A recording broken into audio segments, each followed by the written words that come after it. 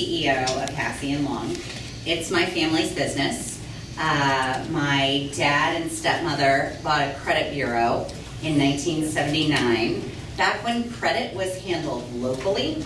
I know that we all are aware of the big three credit reporting agencies, and everyone wants to help you know what your credit score is at all times. It didn't used to be that way.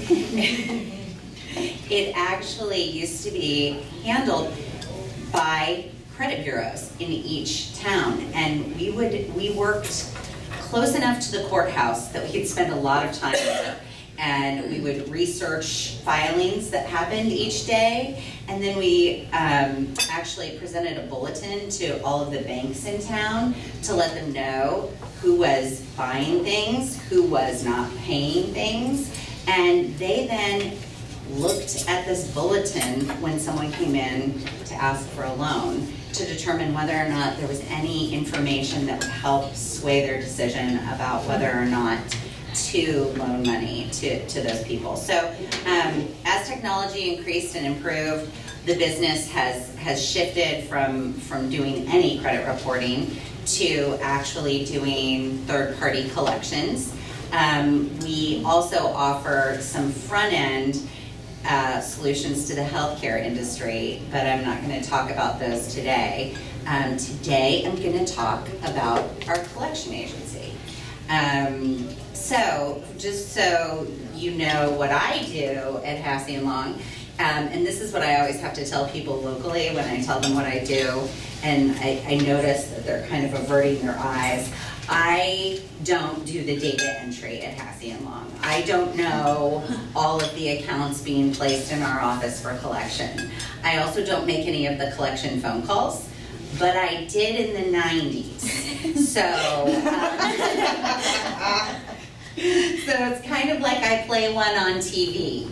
I know exactly what to do when a collection call is placed. I know how to say that this is an attempt to collect a debt and any information obtained will be used for that purpose. I know how to follow the law. The law is very strict when it comes to taking care of consumers and debt collections.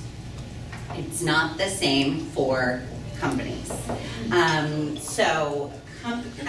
When we do commercial collections, we don't actually have to follow the rules that apply to consumers. And that's like the number one first thing to understand.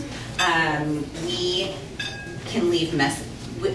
When we're doing third-party collections for consumers, we have to be very careful about the messages that are left on machines.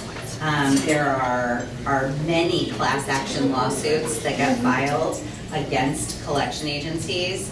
We can't talk to anyone that isn't immediately associated with the debt. We can't call a neighbor and say, have you seen your neighbors lately? We're trying to track them down. There's a lot of things that we absolutely can't do, and none of that applies on the commercial side. So this is good to know, right?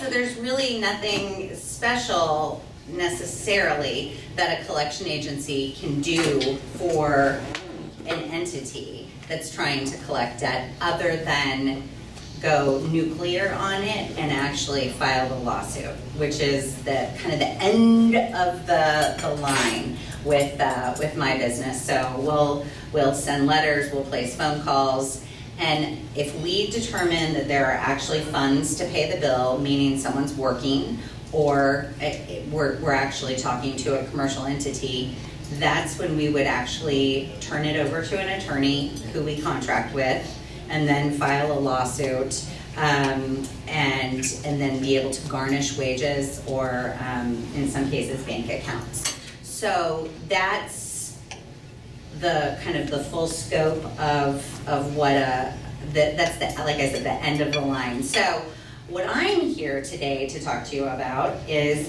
how to make sure you don't have this problem, right? So what's the best strategy and what are some tips and tricks that you can leave with today to really understand how to manage your AR? And then if you have questions as I'm going through these slides, You can take me off topic in lots of different ways. You can ask lots of different questions. If you want me to tell you a story, I'll tell you a story. And then really this is about managing your AR. But if you have specific questions for me about what a collections contract looks like, when you should consider turning things to collection agencies, what the relationship should look like, I'll tell you a lot of things about what it shouldn't look like, because there are collection contracts out there that you absolutely should never enter into because you're just not going to get any money. So I'll kind of explain that if that's helpful. Okay, so, oh good, it's working. So today, we're going to talk about the number one piece to be able to manage your AR is identifying the reason for delinquency. So I'm going to teach you about the four main reasons why people find themselves or companies find themselves unable to pay a bill. Also talk about some strategies for keeping control of the conversation, ensuring that it doesn't get away from you. Really, this is one of my favorites, and we spend a lot of time on this in my office, understanding the difference between a stall and an objection, and some different pieces for how to work through either one of those conversations to find success. And the importance of word choice. You'll learn my favorite word choice. And then a little bit of talk about actually what happens on a phone call. Because, if I could go back, so on a phone call, you can send statements and people just don't look at them. Or they file them away, or they put them in the drawer. But when you start making phone calls, that's when you figure out what's going on and what your next steps should be. So it's important to talk about what that looks like. So if you can understand the reason why someone has found themselves in delinquency, if you can understand that reason, it changes your strategy on how you approach figuring out how to get that bill paid. So I'm going to teach you about those four main reasons. The first one is circumstantial. The second is intellectual. The third is emotional. And the fourth is intent to deceive. So this is just a funny little cartoon. But it's also an example of a circumstantial debtor. These are the situations that really are the most common for why folks find themselves in collections or why folks find themselves unable to pay a bill. And it's because something happened. Something out of the ordinary happened. Maybe there was a weather incident. Maybe there was we had a tornado in Lawrence this summer. Maybe there was a tornado. Maybe there was a change with a spouse that caused that maybe someone was sick. Maybe there was a death. Maybe all of the things that can go along with a circumstance that has taken place to create that situation. So it's generally temporary. We hope for everyone that their circumstantial events are temporary. These are the examples that I just gave you. So here's the answer on this. If you've got someone who's in a circumstantial situation, we call it a balloon payment plan because it starts out small and then it slowly starts to get bigger as the situation changes. What's really important, and what I'll emphasize in setting someone up on a balloon payment plan, is to not just babysit those payments. And that means don't just watch them come in and make the deposits. As they come in, touch base with the person. That's like a reminder to you to say, I'm going to make a phone call now and say, it looks like this is going well. Give me an update on your situation. How are things going? And it doesn't necessarily mean that you're going to find out anything new. But what it does is it reinforces the fact that you actually care that these payments are being made. And that if something is going to change with one of those payments, and really, one of the worst things that could happen is if this person all of a sudden, or company all of a sudden ghosted, and they stopped taking your phone calls, and you probably could have figured out that something was happening prior to that if you just had made the phone calls earlier. So keep track of them. Also, you know, you can be and I don't have this, but you can be a detective in that process. So when you get mail, it's not, or when you get a payment, it's not just mail and a payment, it's a potential clue. So when you look at the return address, has that changed from what you had? Has the bank account changed? Has the person signing the checks changed? Does it say it's coming from one place on the return address, but it's actually postmarked something very different? All of those pieces can be tips and tricks to have a better understanding as to what's going on. And then, as the situation changes, you can slowly increase those amounts that are being paid. Generally, if this is all on the up and up, and you are literally talking about someone that is going through a difficult situation, they will be so much, they'll be so full of appreciation, and you know this. They're full of appreciation for the fact that you were honest, you said what you were going to do, you set out a way for them to get this taken care of, and everyone ends up winning. That's always my goal. Everyone wins with Haase Long. And I really mean that. I even mean that when we have to have difficult conversations with consumers. Because you know, anytime you've got something that you know needs to be taken care of, it feels better to get on the phone and help and resolve the situation, talk it out, acknowledge what's going on. I like to say embrace the suck and move through the target. So when you help someone embrace their suck, it actually helps everyone to move through the target. So intellectual. This is a difficult piece to talk about unless you've encountered someone like this. So this is actually a person or a company that probably has the means to take care of their bill, not a problem, but they don't ever reconcile what's going on with the checkbook and the actual account. They just take care of things in a way that doesn't make any sense, and can find themselves all of a sudden in a real pickle.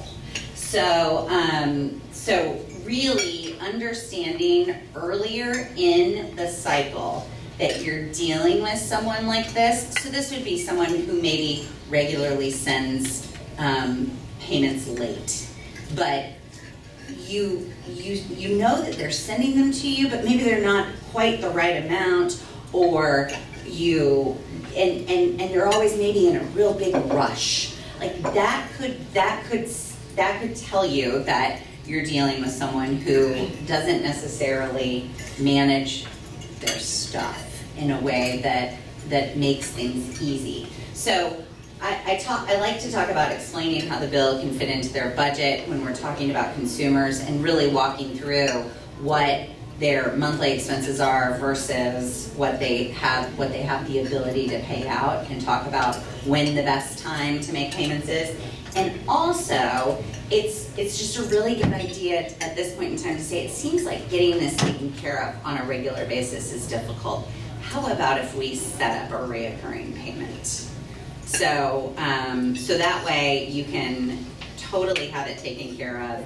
You're not relying on and that sometimes I use that in my own collections, in the management of my own AR, if that happens too many times, I explain that I'm going to need to set up a regular reoccurring payment in order to continue to extend that grace. You are in charge of your AR. You make the rules. No one else can tell you what's fair or what's right, unless it contractually you've said you're willing to give someone net 90 days.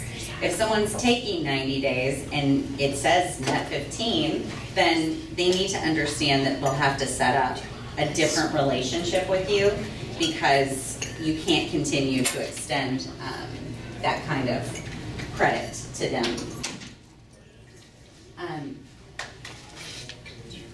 This is my favorite one to talk about.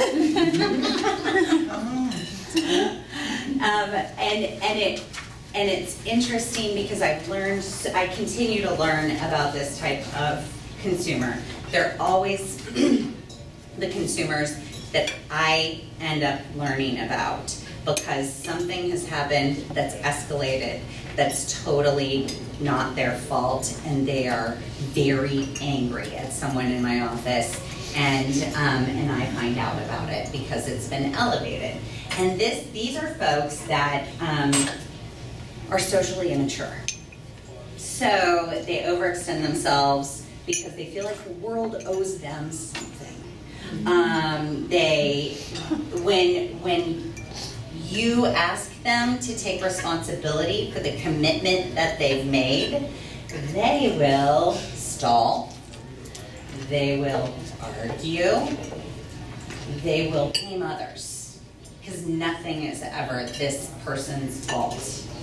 And while my advice on this kind of situation is to be persistent, and persistence pays off in almost every one of these cases. But in being persistent, so we're going to actually go into detail on stalls and objections. But this person, you would call them and they'd say, "Oh, I can't talk right now because I'm not in front of my computer." You can talk. You just can't look and see what you've sent me. So you know whether or not you've paid this or not. It's just throwing up excuses and putting things in the way. So really setting up, and we'll get into stalls and objections next, which will give you much more ammunition in understanding folks like this, and taking control and holding control of the conversation when you make that phone call with an emotional debtor is really the key. They need to understand that the jig is up, as my mother likes to say, and that's what she would say when I got in trouble. So the jig is up, and that you're going to have a real conversation and embrace the suck and get through this. So, so this is my cartoon on an example of an emotional debtor. That book says the blame of life by me, or the game of life by me. Sorry. I've talked to this person multiple times in my collections experience. And then the final final reason why people find themselves unable to pay their bills is because they never had any intention of doing so in the first place. And this is intent to deceive. So when we're dealing with consumers who we can tell have given just the wrong social security number when they checked into the ER, as an example, we figure out pretty quickly that 2 and 2 are adding up to 16. And here's the thing: they don't care. Even if you figure out who they actually are, they have no intention of ever paying. And this is when, if you have any, and this is when I say we don't negotiate with crazy. So when you find yourself in a situation where And I've had multiple of these accounts turned to my office, and oftentimes they are the commercial accounts, because they'll say, this didn't follow our normal process. This person didn't pay for this when they got it, and we make everyone else do that, but you know, he just kind of came in at the last minute, and so we said, go ahead and do your thing, and then we'll bill you on the back end, and they don't, it doesn't work out. And then when you try and call him, the phone number that he gave you is disconnected. And all of these pieces, when they start to add up like that, you've been had, really. And that's the truth of the situation. If you can't easily put someone into one of these three categories, and sometimes an emotional debtor will look like an intent to deceive because they won't return your phone calls. But if you can confirm that that's actually where they are, and they probably are just a social, emotional debtor. But if you can immediately take legal action to enforce the contract that you had in a situation like this, do it sooner than later. Get on it and take care of it, because this situation will go somewhere else and play their games somewhere else. It's pretty easy to behave like that, because these, even if you did take this to legal action, it's not necessarily going to follow that person. So they'll be able to set up shop again and do the same thing again. And so legal recourse right away. We don't negotiate with crazy. If you can't manage to figure out where they are or what's going on, just write it off. I mean, unless we're talking about, hopefully it's not everything that you're writing on for that quarter, but if none of it is making sense, don't keep wasting your time on it, because you're going to end up investing a tremendous amount of yourself, your emotions. You're going to get locked into finding this, and all you're going to do is continue to go down a path that doesn't result in you getting paid, and now you've wasted money on it by investing your time. So that's my only advice on intent to deceive. And utilize legal recourse or walk away. This is proof that I actually know my slides, and I'm not reading them to you. Because you can't say that I read my slides to you today, which is my pet peeve. I was in that presentation yesterday. So this is an approach that, when I said keep in contact with the people that owe you money, you can use keeping control of the conversation with every single one of those calls. Does anyone have a written script that they use when you're making AR phone calls, or the person who makes them for you? Does anyone have a script?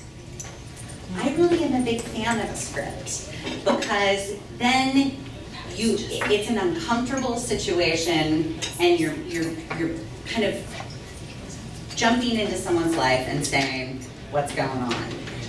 When you ask the questions that you need to be asking, rather than just saying, hey, you haven't paid your bill, but you actually get on top of it and follow each one of your questions with the next right question, then you will win the conversation, and you will walk away with what you need to know. So I am a fan. Anytime I'm going to have to make a phone call and I don't feel comfortable with it, I write down what I'm going to say first, and then I say, I know I'm going to save this because that went well. And then I have a script for when I have to go back to it again and say that same thing. Our collectors, when they go through training, have scripts written all over their computer monitor for the different ways to get out of or get to what they need to know. So it's the only way to really teach yourself how to do it. Don't ever step back. Don't ever go back to, if you've already proved the legitimacy of the money owed, and you've talked through that invoice and confirmed that the work was done, don't ever go back to talk about that invoice again. You won. Moving on. So So it's a trick that, you know, the emotional debtor will use in lots of cases. So they'll say, but I still don't think I understand. No, you agreed, we agreed, you agreed, and now we're going to keep talking. And don't reset, it's kind of the same thing. Don't, if you've moved forward, if you've set up a payment plan and payments were being made, and something goes awry that doesn't make sense, don't go back to the beginning and say, okay, well, how much can we do? Stay with what you've got, hold your line, and continue to move it down the field. That's my one football analogy. It gets really dangerous when I start doing that because I don't watch football.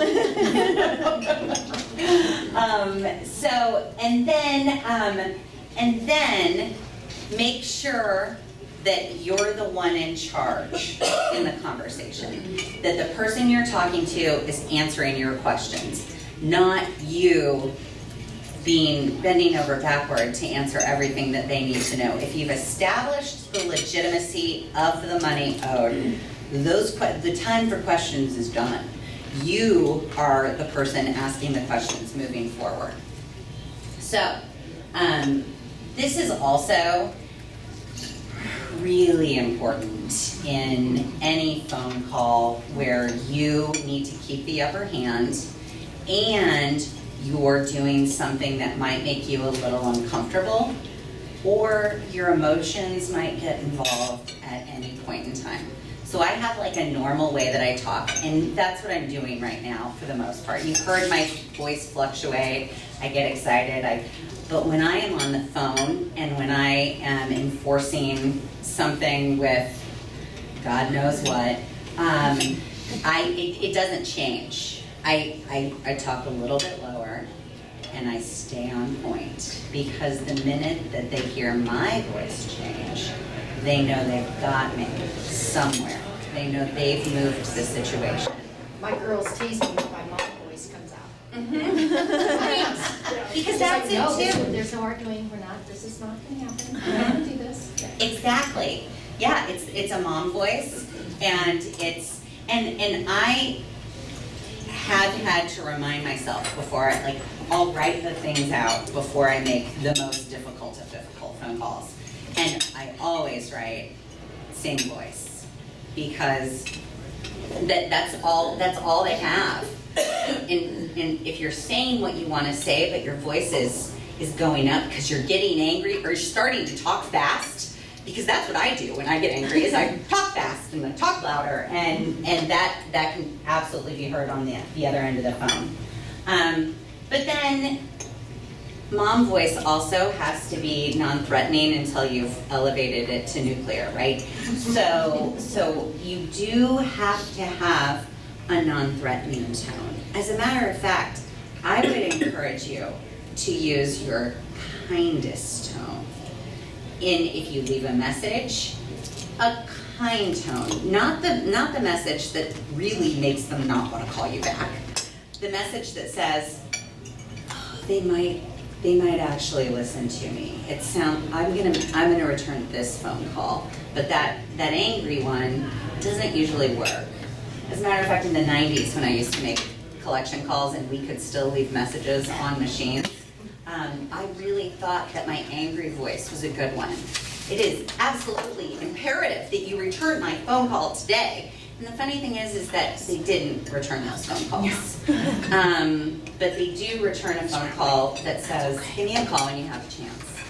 I need to talk with you about something. So, and just as important as it is to remain in control of the conversation and to shape the conversation, you also need to listen. And because you might hear something that will help direct what your next step should be. And if you aren't listening to the person who owes you something, then they don't feel like they owe.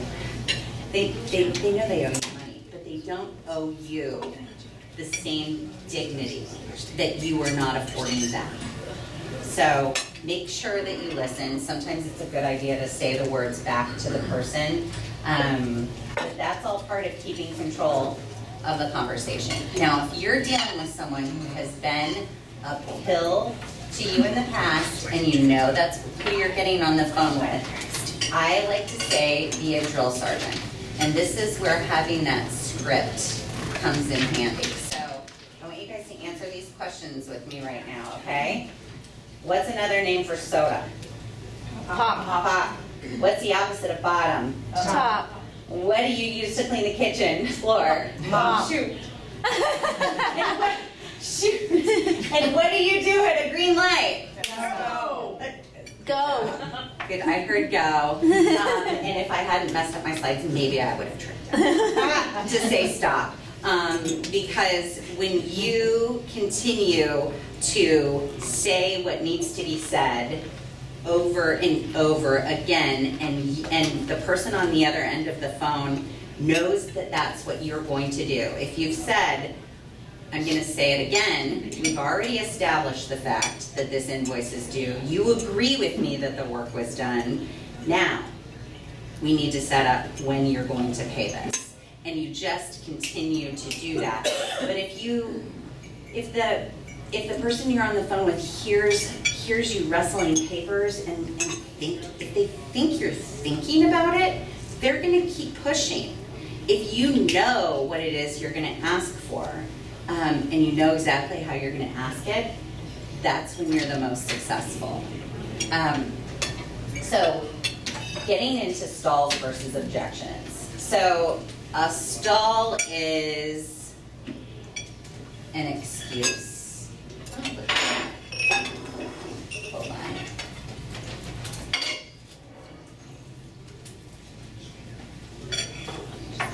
Stalling. Okay, good. I'm stalling. I'm making an excuse. It's going to be that my idle timer timed out.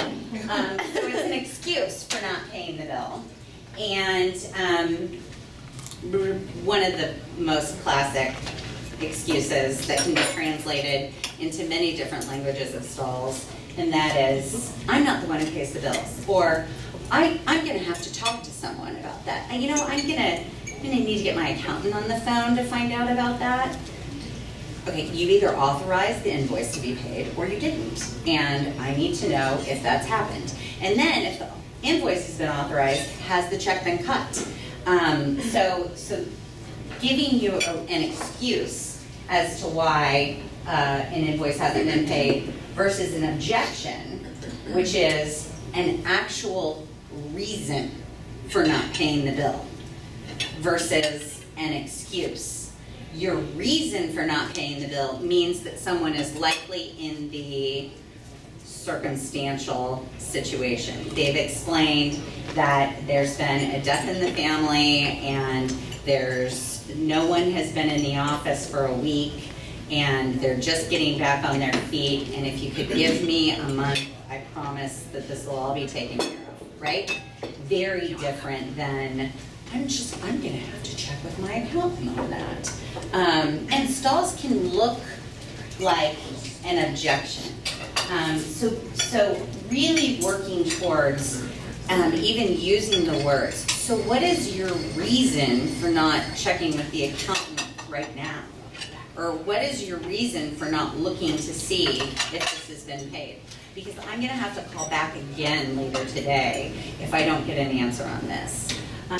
So really working towards understanding the difference, whether or not you're dealing with a stall or an objection, will help shape how the tone of voice is going to, not necessarily going to change, but is going to say, no, this is not what we're doing. We're actually moving forward. We've established this. Let's continue to have the conversation. How to overcome them, impress the importance, like I just said. And this one's interesting. So acknowledge what the person on the phone is saying. Go back to listen. Listen to what they're saying. I hear you saying that you don't know if this check has been cut.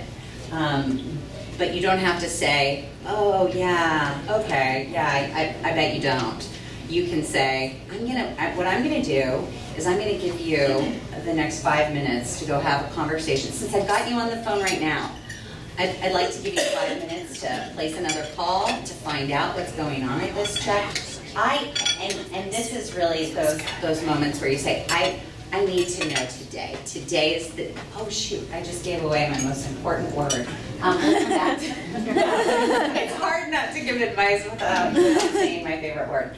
So with objections, you start with acknowledgement. I had not heard that you had a death, and I'm sorry. But then you're responding from a place of understanding. Whereas with the stall, you're not. You're actually saying, I get that this isn't fun. I'm not having fun either. But let's just continue to move through this together. Whereas with your objections, that's when you understand circumstantial. This situation has happened. It's going to change, and we'll be able to work through this together. So word choice. Today is my favorite word. So when you say, I would like to set up a way for you to get this invoice taken care of. Today. When you put the today on there, and I like a pause, I think a pause is really good. You've given them just enough time to think about what they're going to say, and then you say today. And you know what? When you say today, if you don't have a way to immediately accept a payment today, gosh darn it, figure out a way to accept a payment today. Whether that's entering the banking information, the routing number, and creating an ACH. There's so many tools available out there that are part of a payment processing system that will just take the tiniest percentage of the actual transaction. And a bird in the hand is better than one in the bush. And that always goes for accepting payments. We will oftentimes have a great conversation with someone and feel like we fully understand what's going to happen. But then they say, and I'll call you back tonight with the information. And the call doesn't happen. And then it's 3 weeks before we talk to them again. And at that point in time, the job that they had 3 weeks ago has now changed, and we don't know how to get a hold of them anymore because we were calling them at work. So that's an example of my favorite word. And so this is also going back to talking about scripting. So think of what you've said in the past, or maybe some of the things I've said here today that have been good. Think about what's worked and have that in your script and ready to go, because it's not going to come back to you in the heat of the moment. It's not going to come back to you when you're trying to remember to keep calm, to keep your voice the same, to have this conversation, and you can't believe that this person is saying the same thing to you again that they said last month. So have the things written down and try to think about it as a sale versus a collection. So think about making it attractive to the person on the other end, as opposed to making them not able to respond to the situation and to feel stuck. So this is absolutely in line with the drill sergeant piece, but it's also making someone understand the good news here is that we're going to get it taken care of today, and then you won't have to worry about me leaving messages on your voicemail and continuing to email, because we'll have it taken care of today. You know, give them reasons to also, you know, you're gonna have another invoice that's coming soon, and if we have these two backed up on each other, we won't be able to continue to offer the service or the supplies. So just continuously thinking about the way that you talk is great. So if you think you're about to say something that, and so I have to think, so how would my husband take this if I said it to him? I'm like, oh yeah, I'm really gonna have to dial it back and not put him on the defensive. So how can I say this? I don't mean to sound harsh, so please don't take this as that. But, and then say the harsh thing. But if you do the disarming on the front end of the conversation, the psychological impact that has gives you the space to be able to do it, because it sounds like it's not your fault. Like it's just the way that I have to talk today, and this is just my job. So and then this cartoon is kind of my way of saying, and going back to the intent to deceive. So from time to time, you're going to find yourself getting more invested in a collection piece, whether it's intent to deceive or not. And this is something that's really kind of taken time in my career to evolve, to be able to really get this. But sometimes it's better to not go through the attempts to get paid and to let it go. So the sooner, and it's not forgiveness, it's just not spending your energy on something that's going to take so much more than actually getting that payment it's going to give you. So I liken it to someone who in the hospital will often try and help someone get qualified for financial aid. This is not the collection part of what I do, right? So they'll go through our process, and we understand what their financial situation is, and they do qualify for a 50% discount in the hospital. And so then we hand it over to the final person who needs to sign off on it, and they look at it and they go, I'm pretty sure they just got a new motorcycle. And we go, well, it's not showing up on any of the records that we've checked, and this is their house size, and we confirmed this is what they make, and I get that they just probably got a new motorcycle, and you know that because you live in the same small town as them. But sometimes, what I try and tell folks in the hospital's offices at that point is, we've done everything the right way. It is what it is. You're going to have to let go of the fact that you have some motorcycle envy,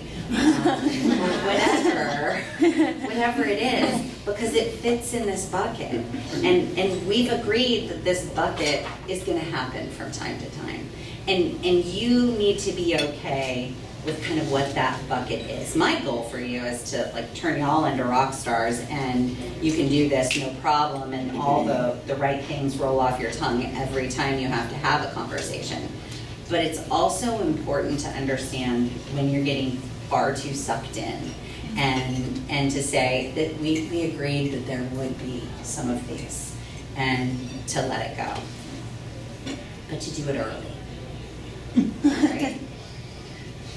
So that's actually the bulk of what I have to talk about in thinking about how to classify the folks that you're trying to collect money from. But I'm also kind of interested in finding out what challenges you might have had, what, based on the information that I've kind of given you today, has made you think, well, actually, I think you're missing a category, Devon, because it's absolutely possible. So is there anything that I didn't go over in managing your AR that you would like for me to talk about right now? Yeah. And I Mm-hmm. And I think that another resource that we have sometimes is working with the municipality where the project is. So if we're not getting paid, sometimes the municipality can step in and do things that I can't do, or you could do even. Right, right, absolutely. But having those relationships with the municipalities has been helpful. That's great. Do you find that there's a better time to get involved with the municipality? Is it like your nuclear option, or it's where you go when you're at tried and tried and tried and tried? Got it. So there wouldn't. Did you have an idea at some point that going to the municipality was going to be probably what you ended up doing? We've only done it twice in 10 years. So not.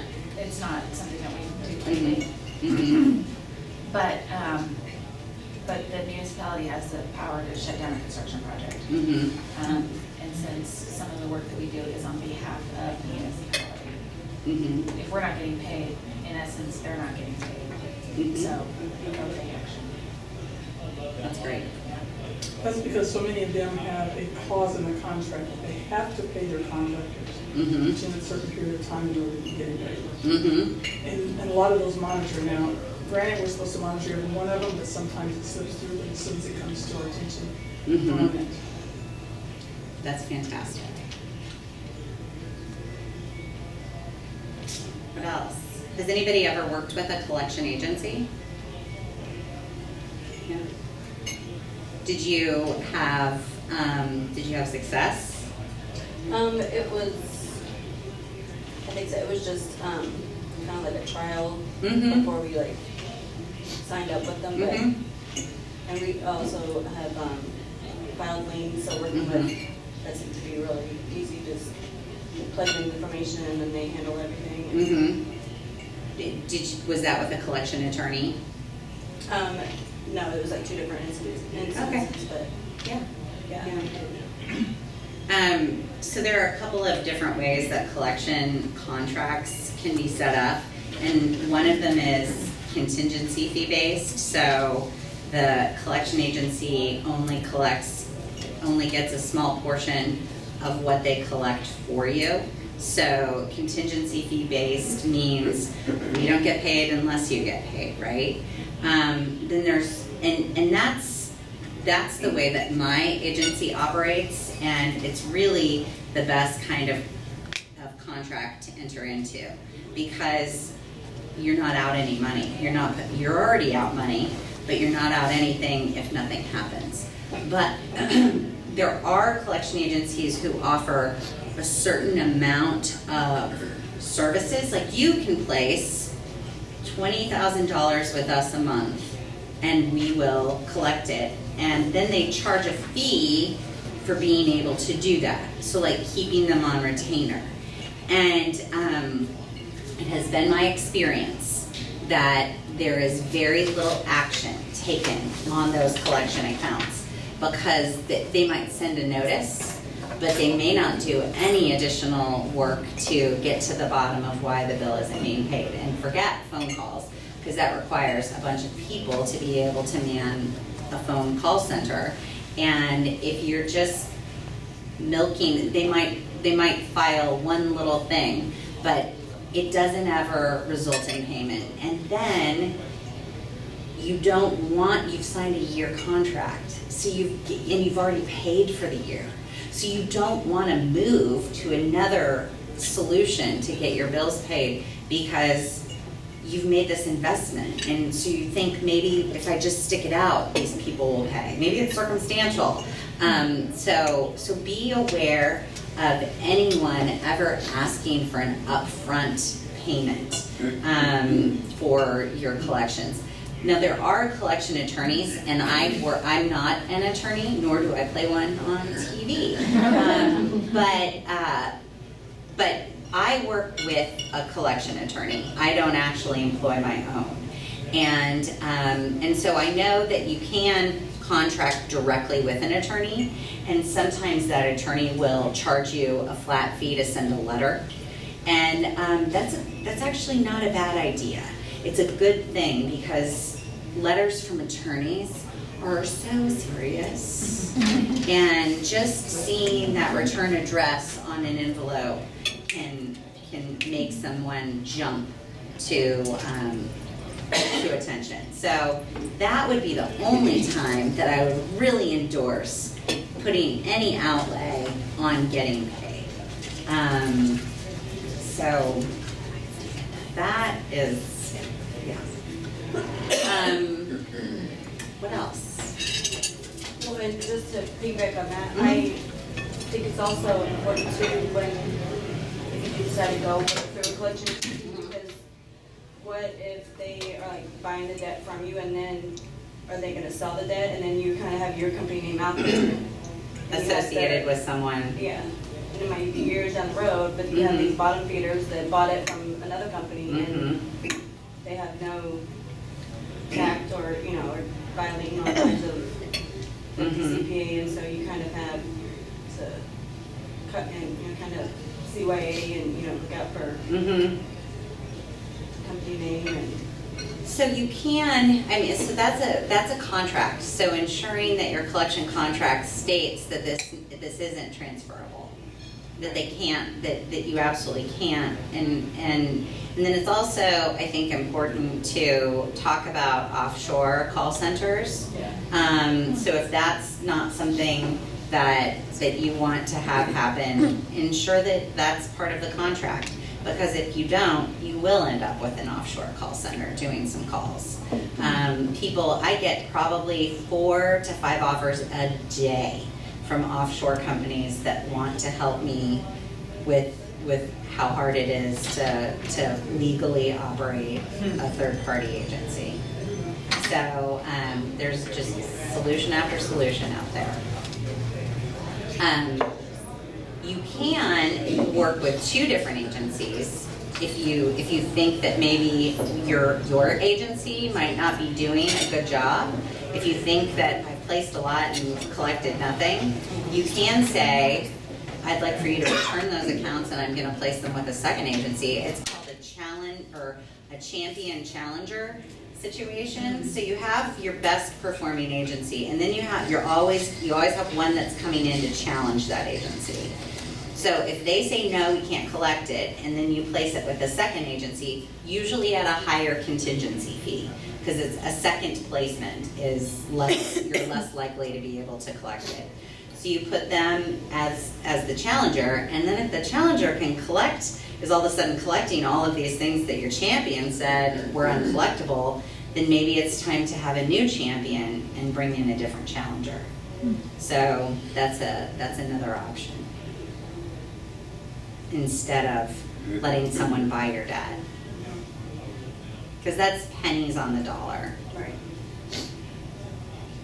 And those are the accounts that just get sold and sold and sold, whittling down those pennies on the dollar, and end up with someone who has no original source material, can't tell the person why they're calling, and your name is associated with it.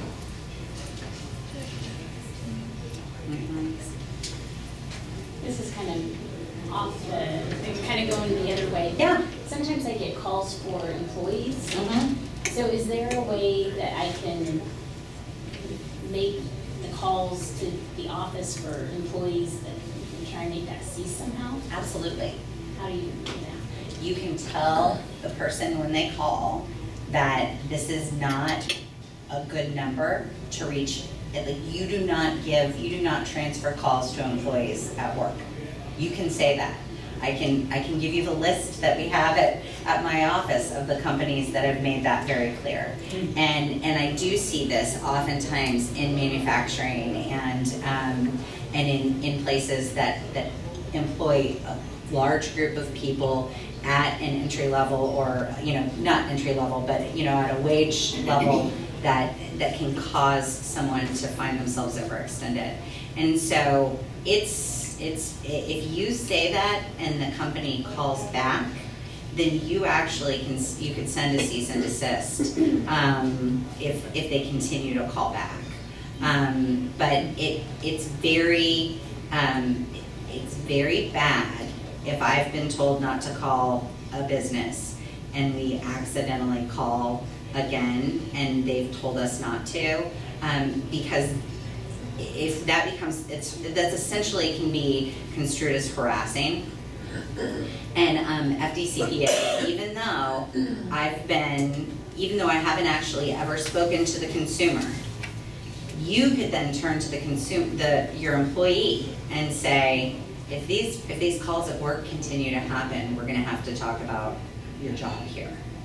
So that actually immediately puts someone at risk for being able to keep their job. And so they could then sue the collection agency for a violation of FDCPA. And there are tons of plaintiffs' attorneys out there that are happy to help consumers sue. And here's the thing, it's $1,000 per violation of FDCPA. It's not a lot of money in the whole kind of lawsuit game. But if you've called their place of business, and they can document that you've called their place of business 10 times, then that's $10,000. And the plaintiff's attorney is going to take a huge part of that. And then they're not even going to make the consumer's debt go away. They don't even settle for taking care of the debt. They just get the FDCPA statute and take that money. So should the collection agency be telling me where they're calling from? And because we get a lot of calls that are not they don't tell us. I can't tell if they're the collection agency, I assume, because the way they talk. But I really couldn't tell you if they called twice because they don't ever say they don't with Haase Long. Right. Yeah. So in those situations, it's really good to have talked to someone like me, because I can tell you what you can say that you probably wouldn't have thought about. So you could say, I know you can't tell me where you're calling from, but I'm telling you right now, he can't ever take a phone call here, and if you call here again, that will be a violation of FDCPA. So if you talk back to them with their own language, they immediately stop.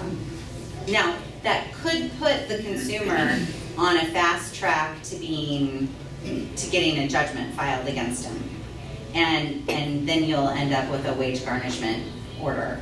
But that's, the minute that you say this is a violation of FDCPA, I don't know where you're calling from, but I know that this is a violation. So, and I'm noting that. You could even tell him, I'm going to notify the consumer that his rights have been violated since I've asked you not to call here. Oh, there you go. But they're allowed to call once. Yeah, they're allowed to call once and get the notification.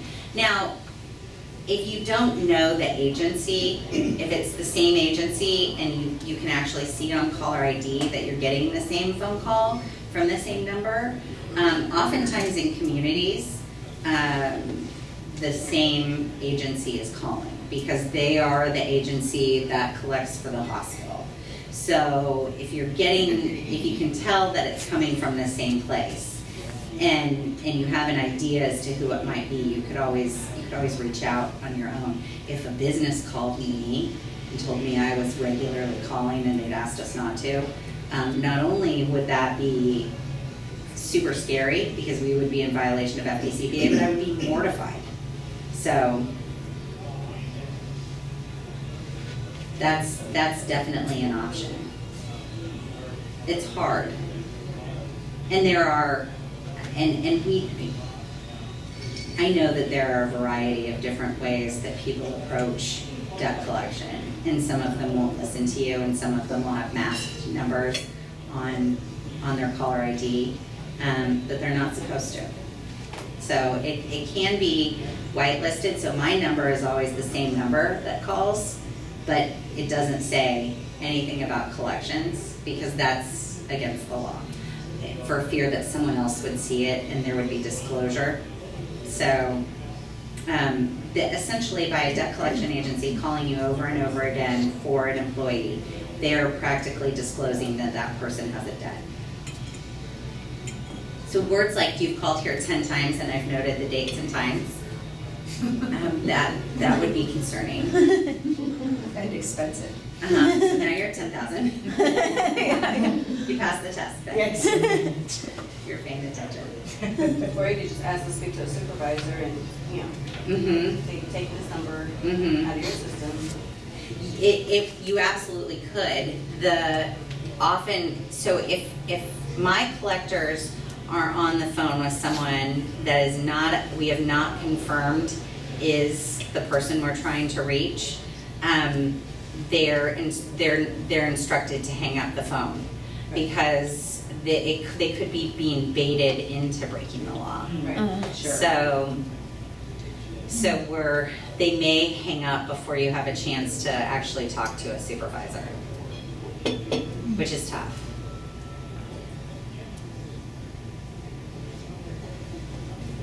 My favorite words are, "Don't ever call here again." That is, if you document that you've done that, if a consumer documents that they've told us, "Don't ever call here again," we can't ever call them again. Even though they still owe the money, we still can't ever call them again. And if they prove that we did, there we go. We're back on violating of D.C.P.A. So now if they tell us never call here again, and we know where they work, they've just put themselves on the fast track to being sent to our attorney, because there's no way to get the bill paid. But if it's not you, it's just, yeah. What do you think is like a reasonable, from a commercial business perspective, a reasonable average days outstanding? I really think that once something is, truly, I think if something is past 90 days, you're well past someone paying on their own. But then by then, if you, in like construction and wherever, it's like you're out of your, in cases, I think you only have 90 days to like file a lien, so you're out of your, so if you don't start the collection calls, like when they go at least 30 days past due, then you don't know that they're, You're absolutely right. And So I actually going back to having the conversations and staying on top of people. So when I say 90 days, that means that you actually called on day 31 before you sent the second statement of the invoice, the past due invoice. These are that you have to train the people that deal with you. That you mean when you say 31 days, you mean that's when you actually will be out of. It's when someone says, well, it's net 30, but we're at 45, and I figure that's enough time for it to come in. It was 30 days. They had a total of 30 days, not mail it on day 30. It needed to be in. So on day 31, if the folks that owe you money are conditioned to understand you're going to call them on day 31, that's going to be the bill they'll pay first. It's whoever is the squeakiest, and actually there are consequences if it's not taken care of. Those are the bills that will be paid first. What about like pay when paid situations? What's that? Pay when paid bill. Oh yeah. I don't see many of those. So that's contractual in your relationship, right? So I don't see many of those coming to my office because I believe that an attorney would get involved to help you get paid on that. But we do see it's in our office, if you've been paid and haven't paid the person who was actually owed money, so sometimes with insurance, they'll actually cut a check to you, and then you're supposed to take that check into the hospital. And if that happens, that's an immediate, it's an immediate turn it over to legal. If you had the money and you didn't pay, we'll file suit immediately.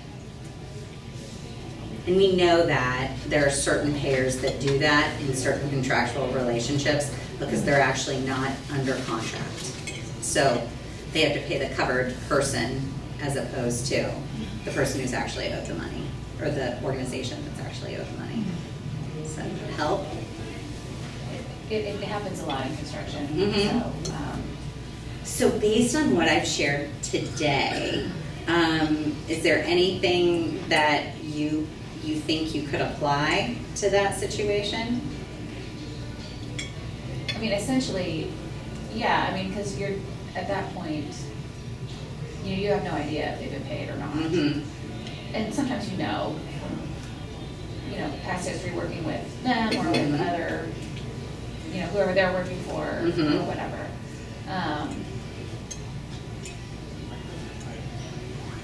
It's just a balancing act of, whether you want to keep the client or not. Yeah.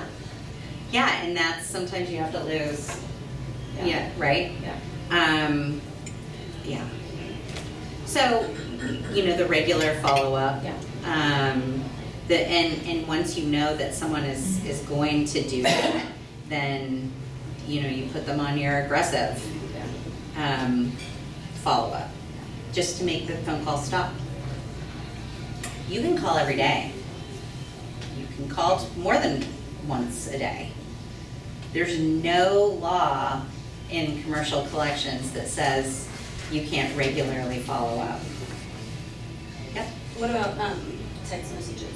Like if I, in our industry, we're usually like a sub, or sometimes a sub of a sub. So I think what's helped me kind of to answer a question, I like to find out who the general is on the job, like immediately, and then I know that if we're not getting paid, then that's the last thing that the contractor wants. They want to hear is from the general. So, but is there any law on text messages? So fascinating that you just asked that question, because there are laws on texting someone who has not given their number, so not given express consent that they're willing to receive text messages. So if what you do when you start something is expressly ask, is it okay if I text you to follow up on bills, and document that somewhere, then you can send as many text messages as you want.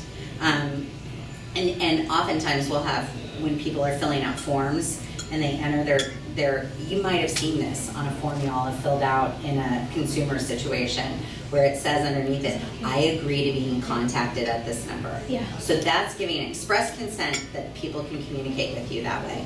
The interesting thing is collection law was written before we had cell phones, and it hasn't been updated since then. There's a proposed law right now at the Consumer Protection Financial Bureau, the Consumer Finance Protection Bureau, CFPB, I'm on a call as soon as I'm out of here to hear about the comments that our association actually filed with that. So collection calls we may be able to use text messages to do collections. But is that like if they're paying for that, like?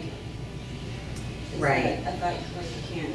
So it's a question as to whether or not the consumer has actually given express consent to be contacted by anyone as a result of this relationship. So like, you're not just saying you can contact me. You're saying if you need to get the bill paid and you've sent it to a billing company and they sent it to an agency, all of those people can contact me via text. So yeah, I mean, the rules around text have never really been up to date with the reality of what text can do. So. And what do you suggest, like if you're, because a lot of times I'll have some sales managers in the field and they, will book a job, the next day, or send, we'll send a crane out the same day. And I haven't had a chance to, run their credit or, even get like their billing. We do have the option, pay with a credit card on site, or, we do have wire instructions, but what is, like, I just don't know,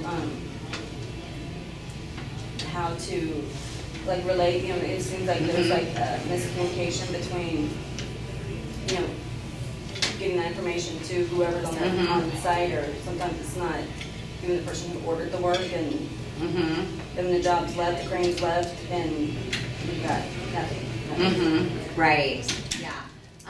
So I think that really kind of comes down to policies and procedures, and ensuring that you have the policies in place to avoid that happening.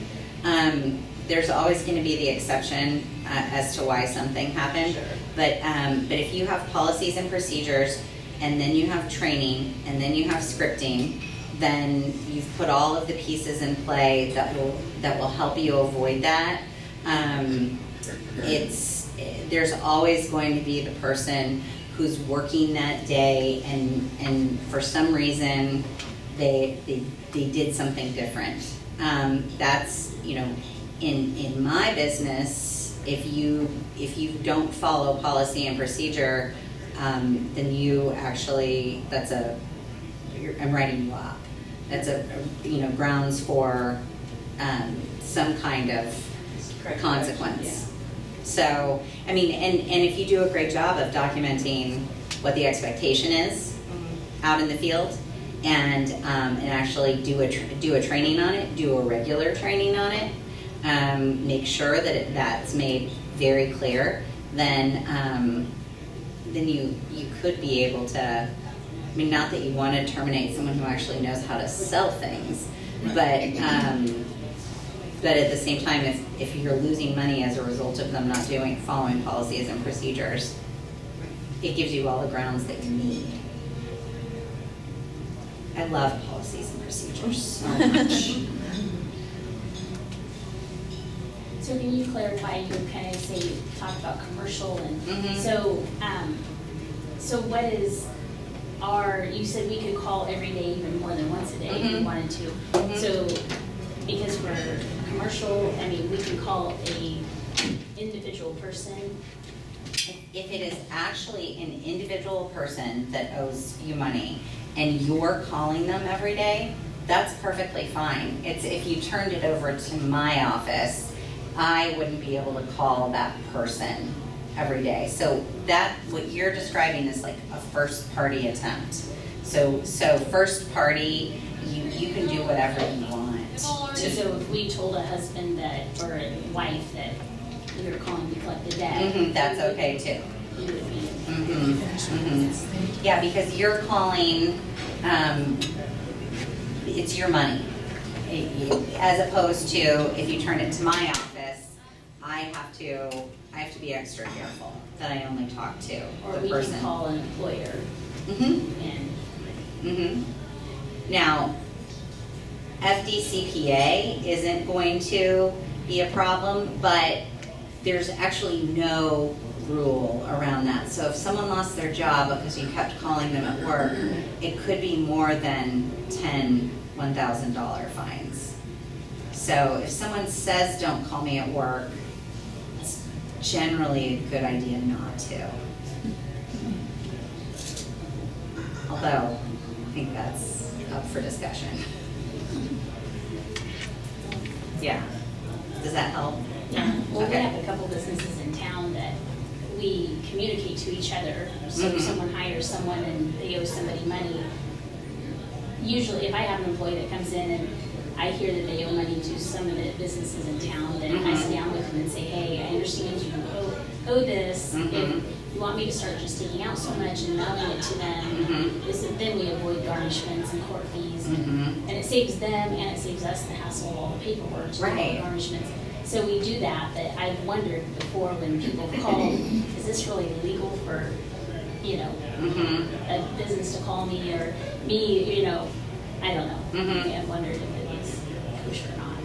The one phone call that you will get that I think you have to answer is when someone calls to verify employment. So we will verify employment with an employer that we believe the person wrote down that that's where they work, and so we'll call to confirm that's where they work before we send on to legal.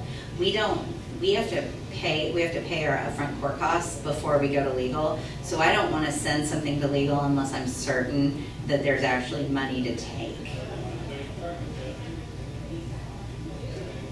So we require our collectors to verify employment.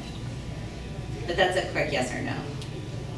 And then Just like someone verifying applying. that they work there, I mean, Mm-hmm. That's all they can ask. how much they make or. No, absolutely not. Just employment days. The people that can those are, I like to think about it as, am I representing my employees' best interests? So if they're applying for a mortgage and someone calls, I want to give them everything they need so they can, this can move forward for them.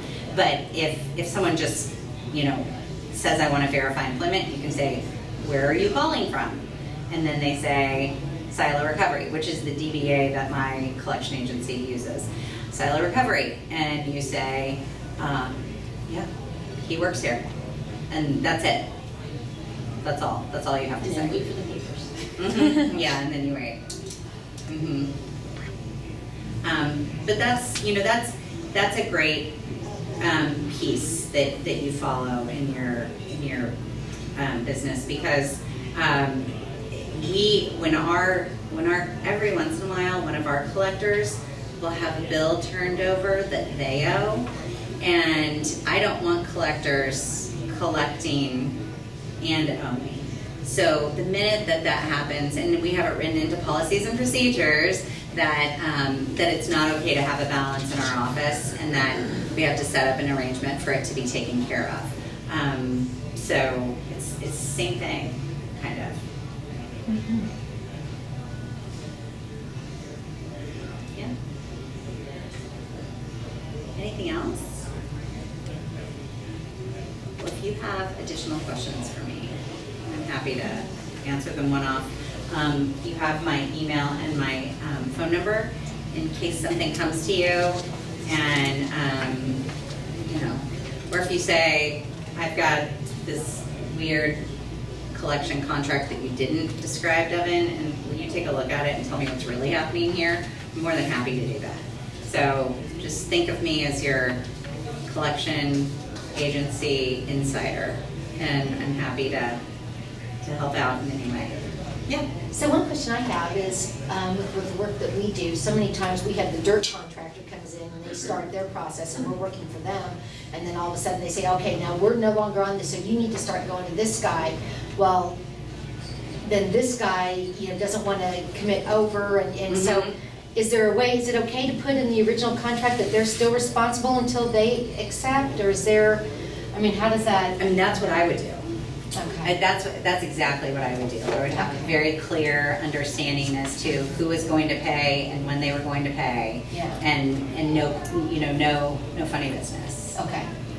Yeah, we've gotten caught on that a couple of times here recently. So, okay. And there's so many ways to get people to agree to things now. I'm using my thumb like I'm holding my phone. Yeah. You can send a DocuSign to somebody, and everyone has a smartphone. Like even the least sophisticated consumer, which is Not what. everybody. Yeah.